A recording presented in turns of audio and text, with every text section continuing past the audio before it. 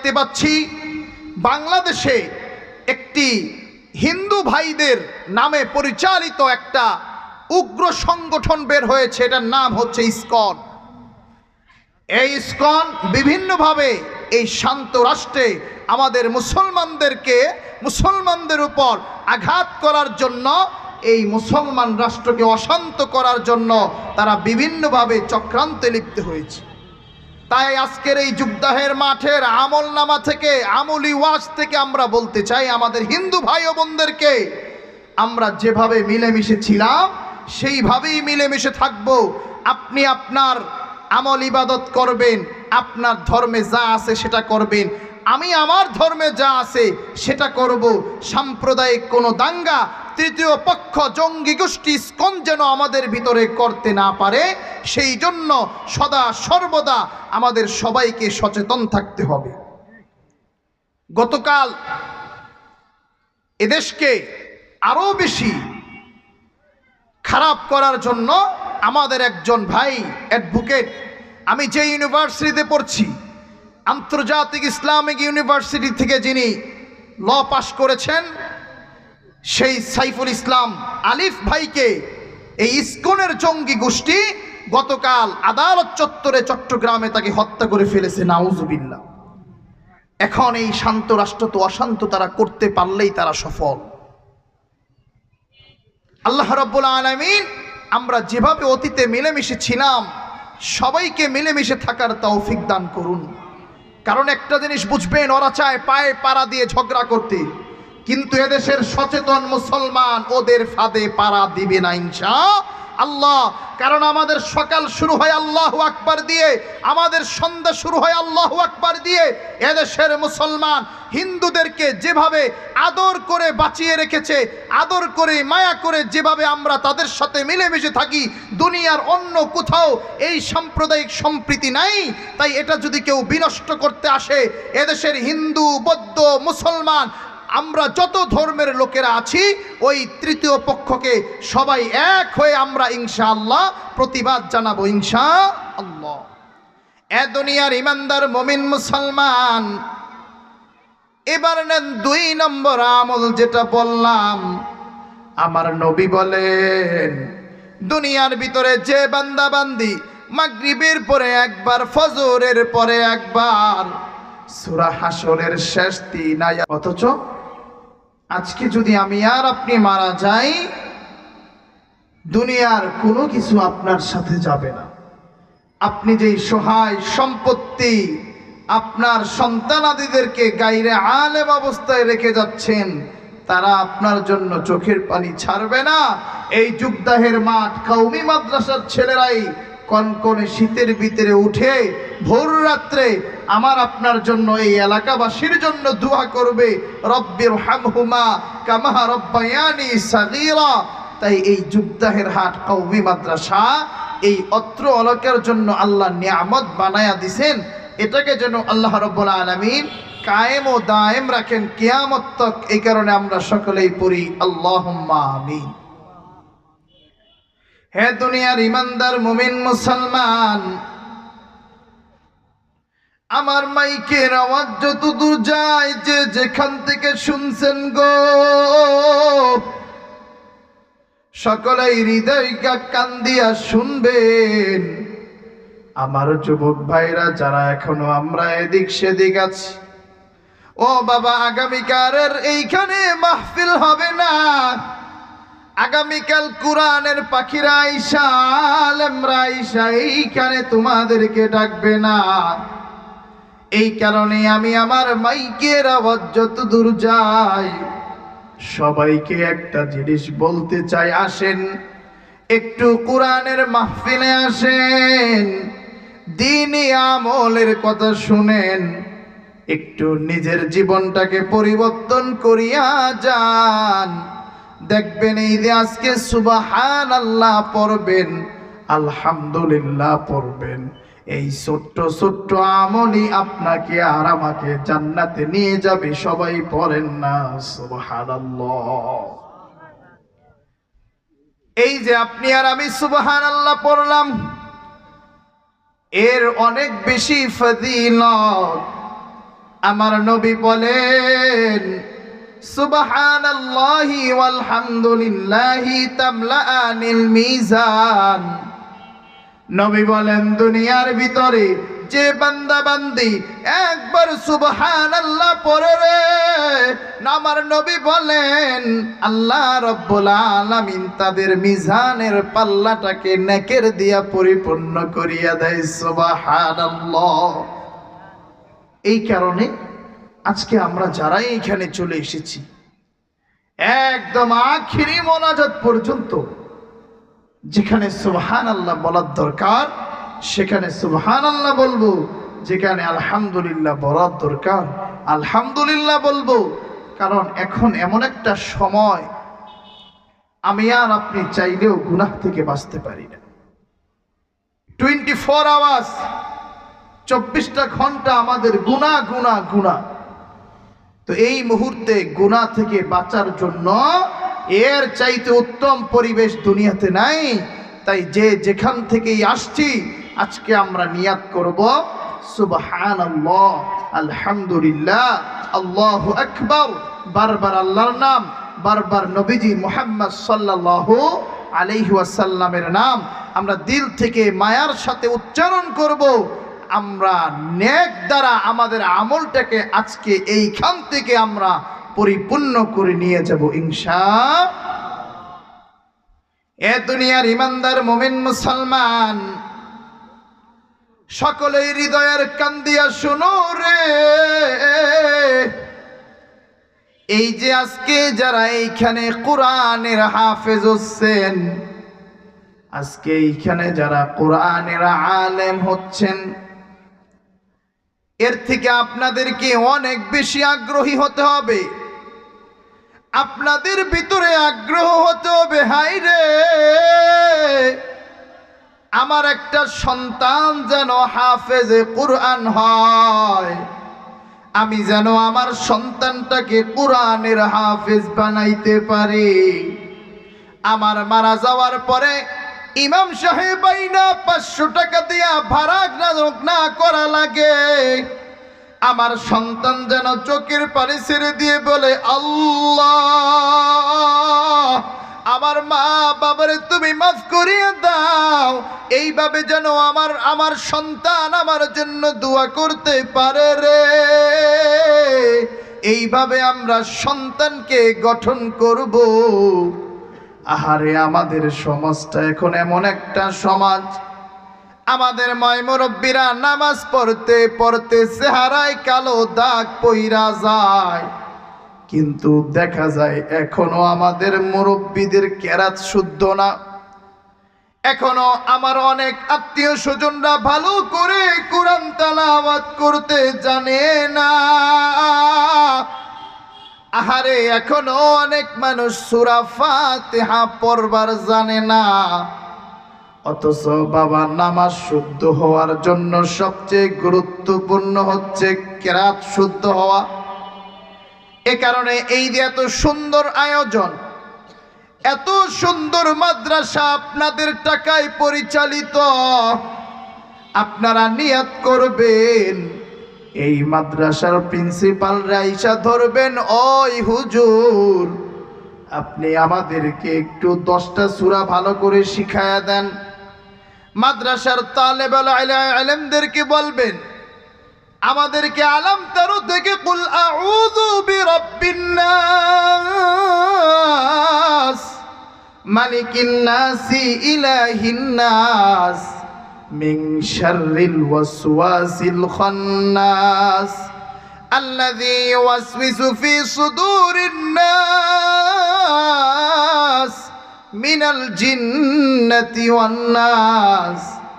আমাদেরকে এই সূরাগুলো একটু আপনি ভালো করে আমাদেরকে শিক্ষা দিয়ে দেন।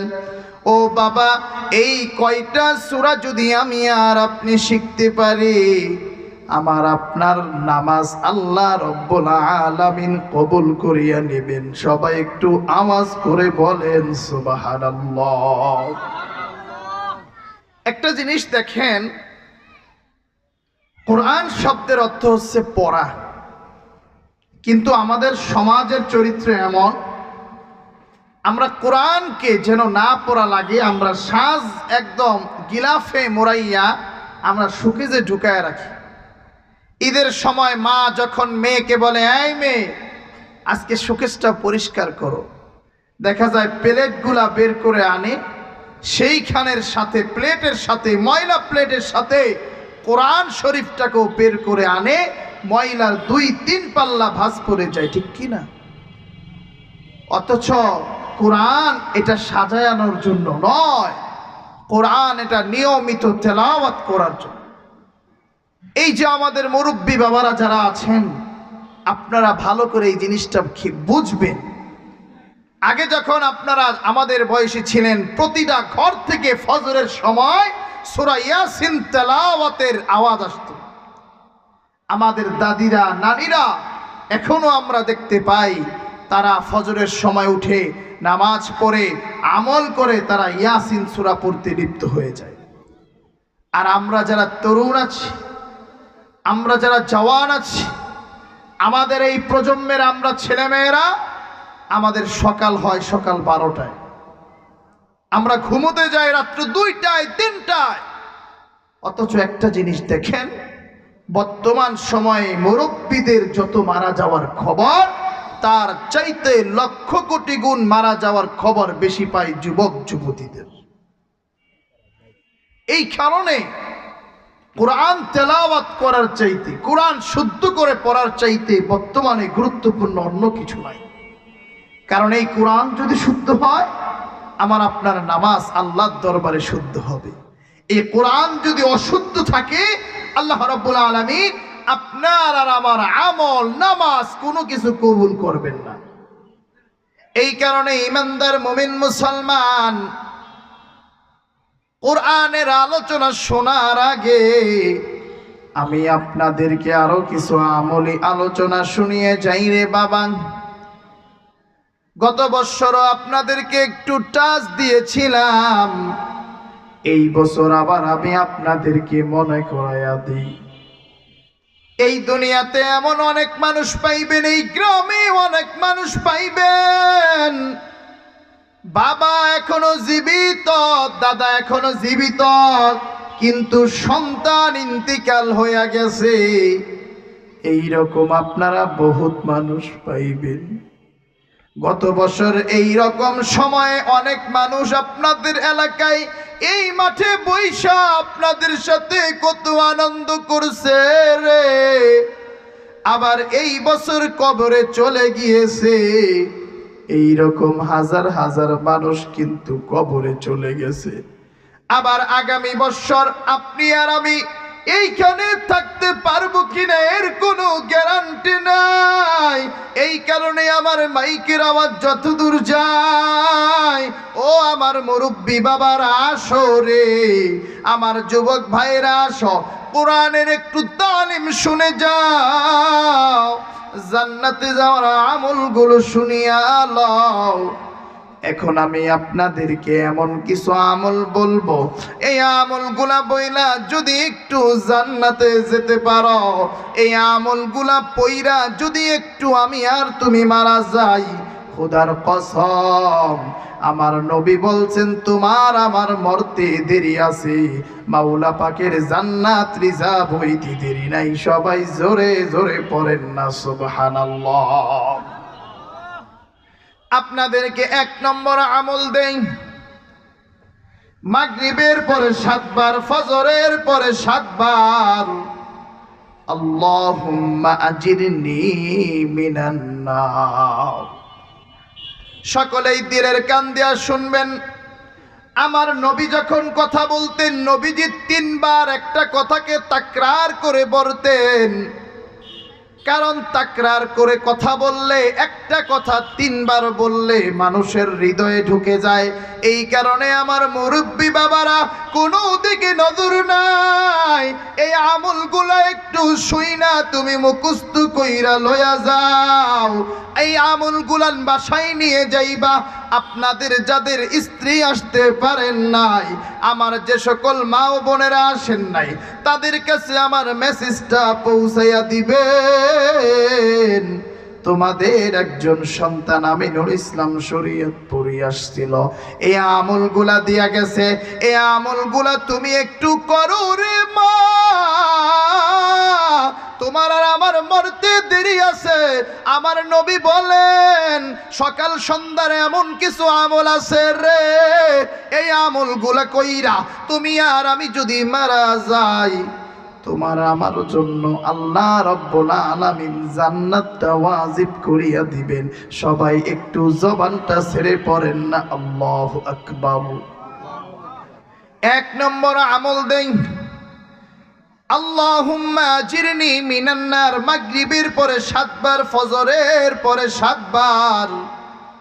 আমার নবী বলেন দুনিয়ার ভিতরে এই আমলটা কইরা সকাল সন্ধ্যা যদি কেউ মারা যায়, আল্লাহ রাব্বুল আলামিন তার জন্য জাহান্নামের আগুন হারাম করে দিয়ে জান্নাতটা ওয়াজিব করিয়া দেয়। সুবহানাল্লাহ। এবার নেন 2 নম্বর আমল। আমার নবী বলেন মাগরিবের পরে 1 বার, ফজরের পরে 1 বার সূরা হাশরের শেষ 3 আয়াত, আউযু বিল্লাহিস সামিউল আলিম মিনাশ শাইতানির রাজীম, হুয়াল্লাহুল্লাযী লা ইলাহা ইল্লা হু আলিমুল গায়বি ওয়াশ শাহাদাতি হুয়ার রহমানুর রহিম। এই আমলের সাথে সবাই আমরা পরিচিত। আমাদের মসজিদের ইমাম সাহেবরা কত সুন্দর কইরা হারে এই আমলটা আমাদেরকে শিখায়, কিন্তু এমনও অনেক দিন আছে যেই দিন দেখা যায় ইমাম সাহেব ছুটিতে গেছে, দেখা যায় ফজরের নামাজের পরে সূরা হাশরের শেষ 3 আয়াতটা মসজিদে আমল করে না। কারণ ইমামের অনুপস্থিতিতে কেউ নামাজ পড়ানোর কেউ নাই, ইমামের অনুপস্থিতিতে কেউ একটু আমল করাবে এইরকম কোনো মানুষ নাই।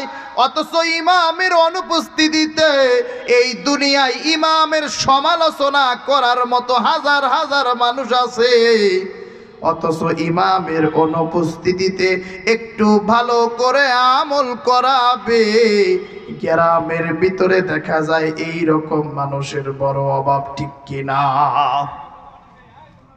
এই কারণে সকলেই হৃদয়ের কান দিয়া শুনবেন, যে আমলটা দিলাম 1 নম্বরে দিলাম মাগরিবের পরে 7 বার, ফজরের পরে 7 বার, আল্লাহুম্মা আজিরনি মিনান নার।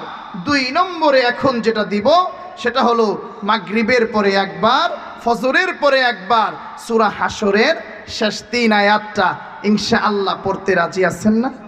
সবাই আমরা পারি, কিন্তু আমাদের সমস্যা হলো একটা জিনিস দেখবেন, দুনিয়াতে সবচাইতে সহজ হচ্ছে মানুষকে ওয়াজ করা, নসিহত করা, আর দুনিয়াতে সবচেয়ে বেশি কঠিন হচ্ছে সেই নসিহতের উপর আমল করা। এটা যে কারো জন্য।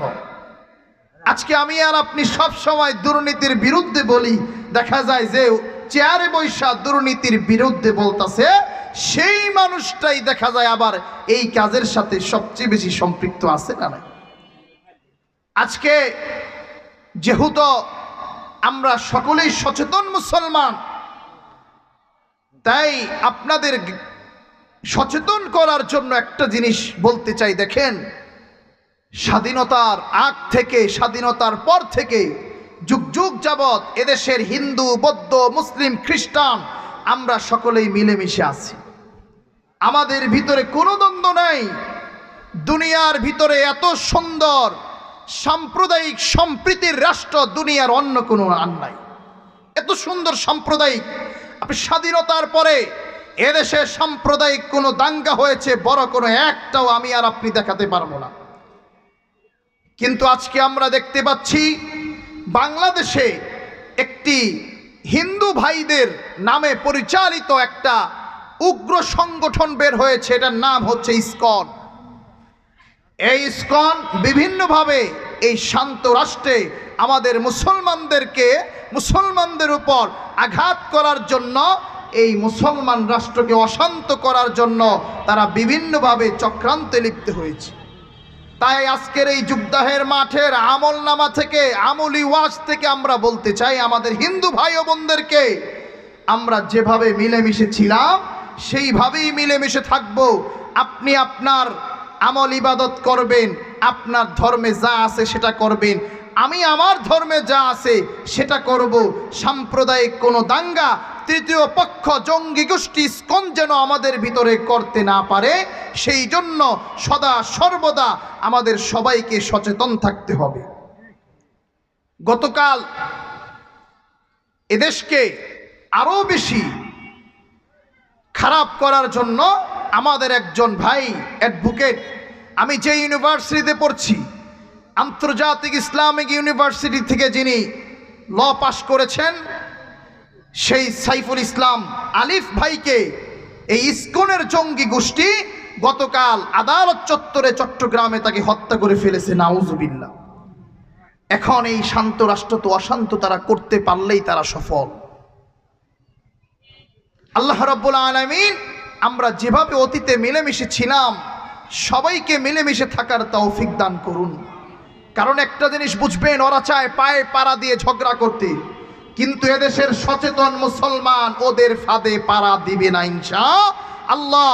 কারণ আমাদের সকাল শুরু হয় আল্লাহু আকবার দিয়ে, আমাদের সন্ধ্যা শুরু হয় আল্লাহু আকবার দিয়ে। এদেশের মুসলমান হিন্দুদেরকে যেভাবে আদর করে বাঁচিয়ে রেখেছে, আদর করে মায়া করে যেভাবে আমরা তাদের সাথে মিলেমিশে থাকি, দুনিয়ার অন্য কোথাও এই সাম্প্রদায়িক সম্প্রীতি নাই। তাই এটা যদি কেউ বিনষ্ট করতে আসে, এদেশের হিন্দু, বৌদ্ধ, মুসলমান, আমরা যত ধর্মের লোকেরা আছি, ওই তৃতীয় পক্ষকে সবাই এক হয়ে আমরা ইনশাআল্লাহ প্রতিবাদ জানাবো ইনশাআল্লাহ।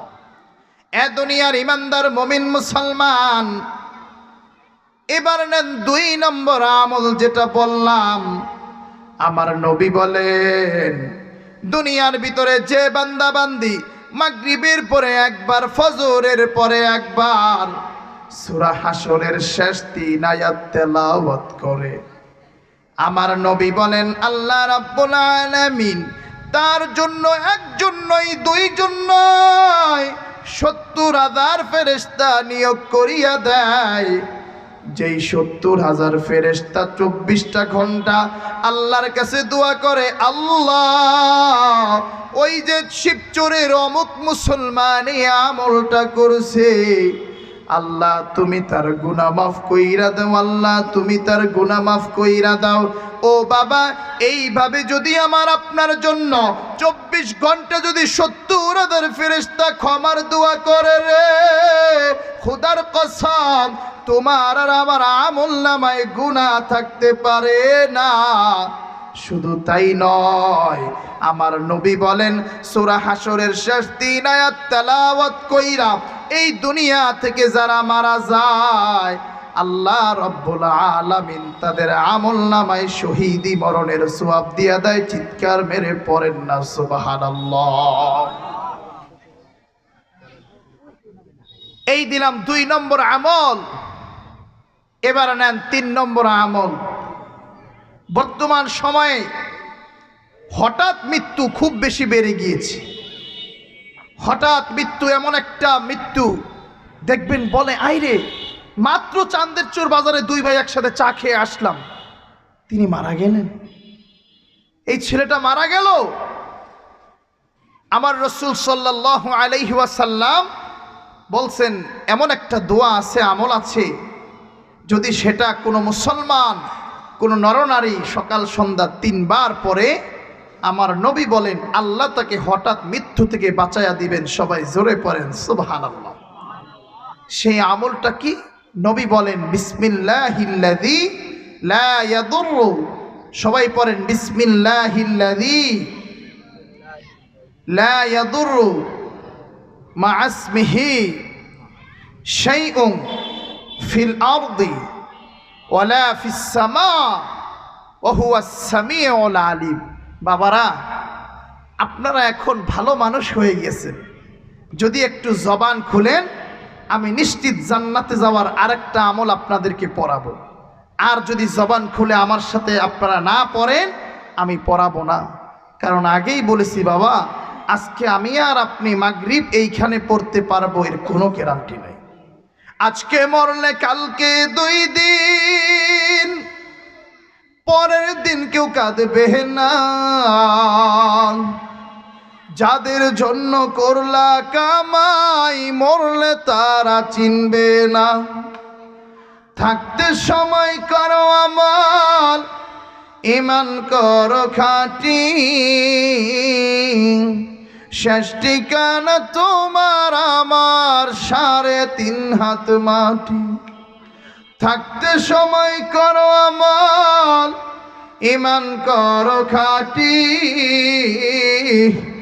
শেষ ঠিকানা তোমার আমার 3.5 হাত মাটি। কত কষ্ট করে তুমি গড়লা সাদের বাড়ি, সেই বাড়িতে ঠাই হবে না, যাইতে হবে সারি। মোহমায়ার কালে তুমি, মোহমায়ার কালে তুমি রবের বিধান ভুইল না। পাপ পুণ্যের হিসাব নিবেন একদিন মালিক রব্বানা।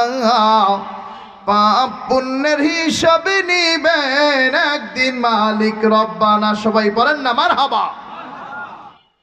তাহলে যে আমলটা এখন শিখাবো সেটার নাম হচ্ছে সাইয়্যিদুল ইস্তিগফার। আমার সাথে পড়বেন। এমন অনেক মানুষ সারা দেশের যেখানেই কথা বলি, আমলটা করানোর পরে অধিকাংশ মানুষই বলে হুজুর এই আমলটা অতীতে কোনোদিন করি নাই, কালো দাড়ি সাদা হয়ে গিয়েছে, 10 বছর থেকে 40 বছর 50 বছরে আর আজ পদার্পণ করেছি, হুজুর এই আমলটা করি নাই। আজকে আপনি করায়া দিলেন, কারণ আমার নবী বলেন যারা আল্লাহর প্রতি ঈমান এবং বিশ্বাস নিয়ে সকাল সন্ধ্যা সাইয়্যিদুল ইস্তিগফার পড়বে, ওই দিন সকালে অথবা রাত্রে মারা গেলে নবী বলেন ফাহুয়া মিন আহলিল জান্নাহ, সে নিশ্চিত জান্নাতি, নিশ্চিত জান্নাতি, নিশ্চিত জান্নাতি, কোনো সন্দেহ নাই। আল্লাহু আকবার। তাই আমার সাথে সকলেই পড়তে পারবেন না ইনশাআল্লাহ? সবাই পড়েন আল্লাহুম্মা আল্লাহুম্মা আনতা রাব্বি। কেউ না বুঝলে জিগায়েন, কারণ অত বড় হুজুর না তো, বেশি বড় হুজুর হলে তো আবার হ্যাগো জিগান যাইব না, বুঝেন না, আর বেটকি রেটকি দিব, অত বড় হুজুর না। আবার মানুষও আলহামদুলিল্লাহ পর্যাপ্ত আছেন, জিজ্ঞাসা করবেন যে বাবা এটা আবার কও, কারণ আমি চাই আমরা সবাই মিলে যেইভাবে একত্রিত হয়েছি এইখানে, কাল হাসরের ময়দানেও যেন নবীজির হাত থেকে হাউজে কাউসারের পানি আমরা একত্রে এইভাবে পান করতে পারি। আল্লাহুম্মা আমিন। আল্লাহুম্মা আনতা রাব্বি লা ইলাহা ইল্লা আনতা খলাকতানি ওয়া আনা আবদুকা ওয়া আনা আলা আহদিকা ওয়া ওয়া'দিকা মাস্তাতা'তু আউযু বিকা মিন শাররি মা সানাতু আবুউ লাকা বিনি'মাতিকা আলাইয়া ওয়া আবুউ লাকা বিযামবি ফাগফিরলি ফাইন্নাহু লা ইয়াগফিরুয যুনুবা ইল্লা আনতা। সবাই পড়ি আলহামদুলিল্লাহ।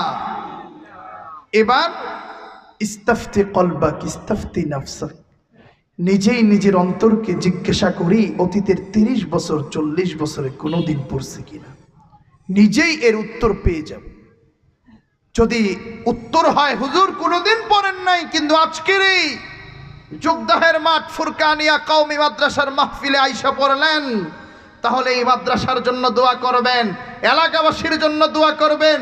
যারা আপনারা এইখানে অর্থ দিয়া, পরামর্শ দিয়া, টাকা দিয়া, সময় দিয়া বিভিন্নভাবে সাহায্য সহযোগিতা করছেন, সকলের জন্য দোয়া করবেন। আল্লাহ কিয়ামত পর্যন্ত এই হাবিবের ঘরকে, নবীজির ঘরকে তুমি কিয়ামত পর্যন্ত কায়েম ও দায়েম রাখো। সবাই পড়েন আল্লাহুম্মা আমিন।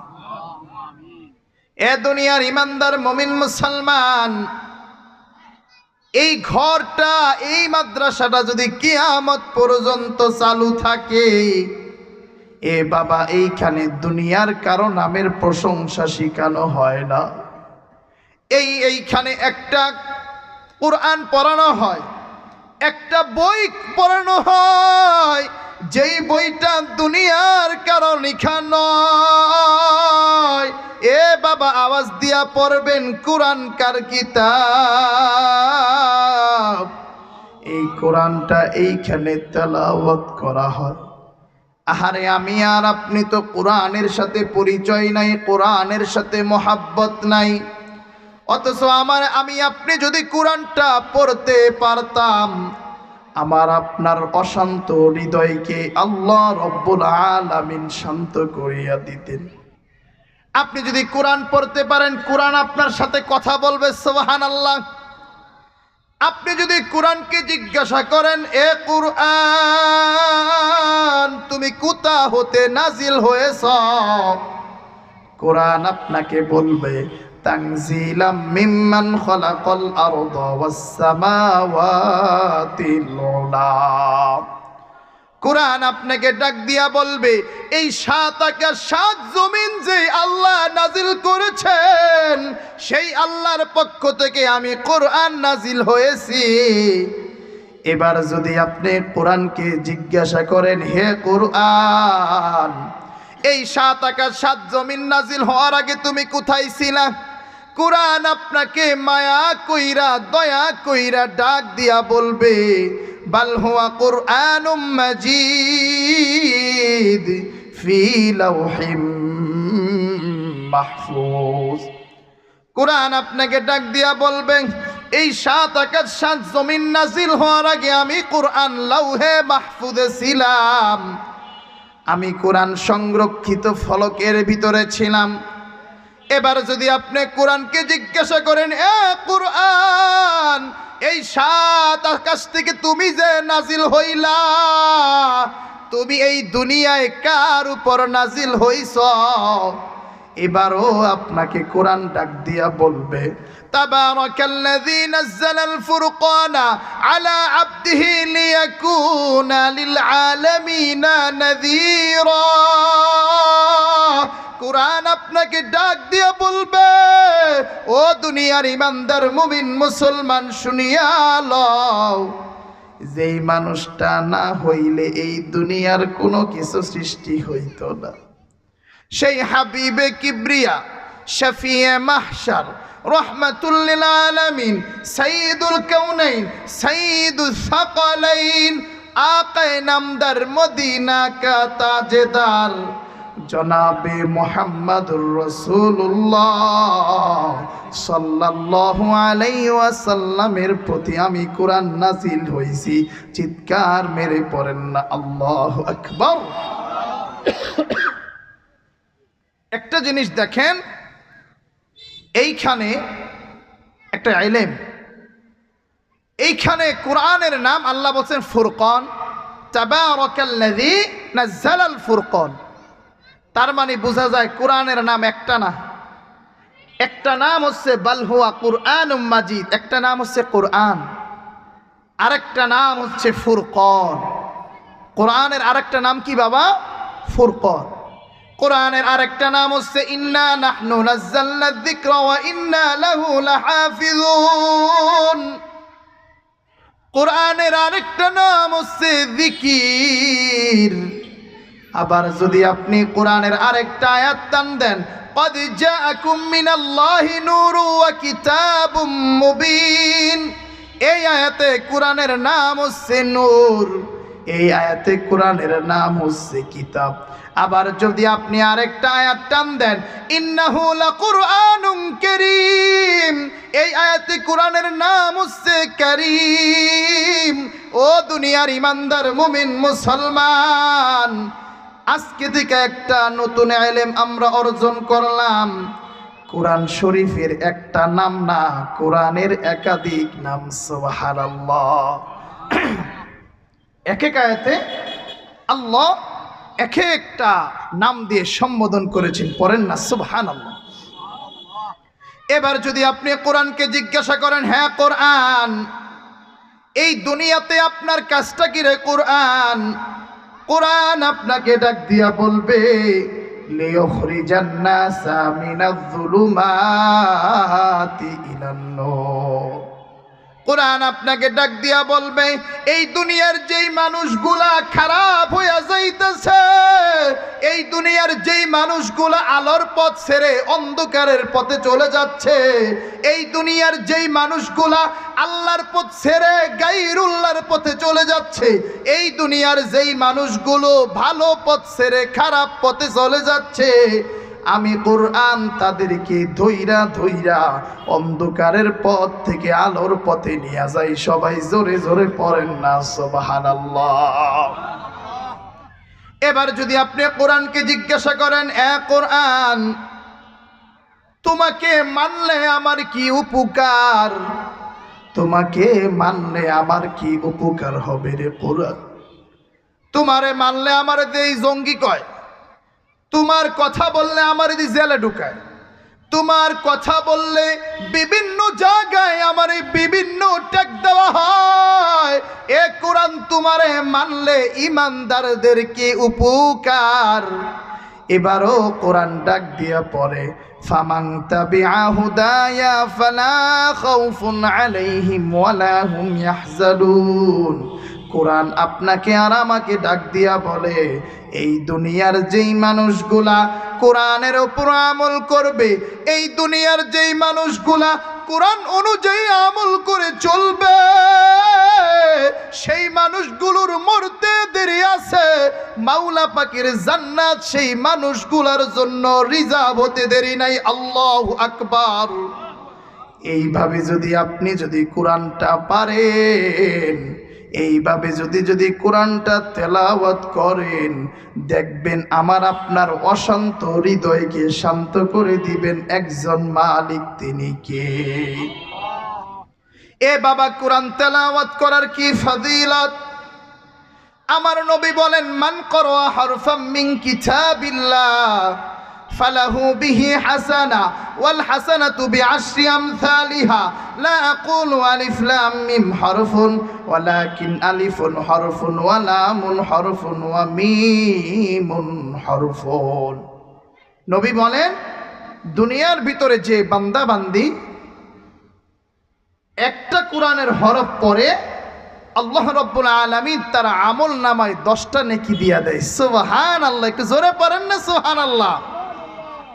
নবী বলেন, আলিফ লাম মিম এই তিনটা এক হরফ না, বরং আলিফ একটা হরফ, লাম একটা হরফ, মিম একটা হরফ। আমার নবী বলেন, দুনিয়ার ভিতরে যে পুরুষ, যে নারী, যে ছেলে, যে মেয়ে একবার আলিফ লাম মিম পড়বে, আল্লাহ রাব্বুল আলামিন তার আমল নামায় 30টা থেকে অগণিত সওয়াব দিয়া দেয়। সুবহানাল্লাহ। এই কারণে আমি আর আপনি যখনই দুনিয়াবি গাল গল্প না করে যদি একটু পড়ি আলিফ লাম মিম, সাথে সাথে 30টা নেকি হয়ে যায়। সুবহানাল্লাহ। শুধু তাই নয় রে ইমানদার মুমিন মুসলমান, আমার নবী বলেন, আল কুরআনু শাফিউন মুশাফফাউন ওয়া মাহিল্লুন মুসাদ্দাকুন মান জাআলাহু আমামাহু কাদাহু ইলাল জান্নাহ ওয়া মান জাআলাহু খালফা যাহরিহি সাকাতাহু ইলান নার। আমার নবী বলেন, ও দুনিয়ার ইমানদার মুমিন মুসলমান, ও আমার পর্দানিসীন মা, সকলে হৃদয়ের কান দিয়া শুনিয়া লও। আমার নবী বলেন, কোরআন হচ্ছে সুপারিশকারী। কয়, কোরআন কেমন সুপারিশকারী? নবীজি সাল্লাল্লাহু আলাইহি ওয়াসাল্লাম বলেন, কোরআন এমন সুপারিশকারী যার সুপারিশ আল্লাহ রাব্বুল আলামিন কবুল করিয়া নেবেন। সুবহানাল্লাহ। শুধু তাই নয়, এই যে ধরেন আমি আপনাকে একটা আমল দিলাম, ফজরের পরে সূরা ইয়াসিন তেলাওয়াত করা।